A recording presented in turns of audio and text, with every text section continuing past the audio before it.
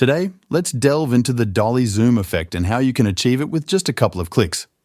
You've probably seen this effect countless times and wondered how to quickly and easily recreate it. Well, it's as simple as a few clicks, so let's dive right in.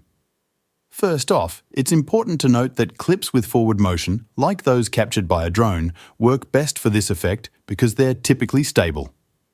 Now, let's break down the process. Start by selecting your clip and heading over to the scale option. Toggle the animation by clicking the stopwatch icon. Set the scale to 100% at the end of the clip and 120% at the beginning.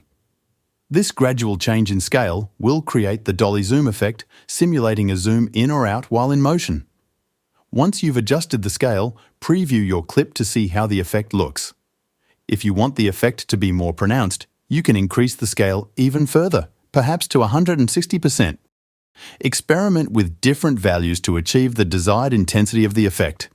If you're flying backward instead of forward, simply reverse the scale values. Set it to 120% at the end and 100% at the start. You can also play around with different scale values to see what works best for your footage. Overall, this effect is remarkably simple to execute, taking only a few seconds to apply. Yet, it adds a dynamic touch to your video edits.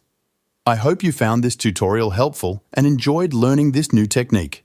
Don't forget to like, comment, and subscribe for more tutorials. Until next time, happy editing!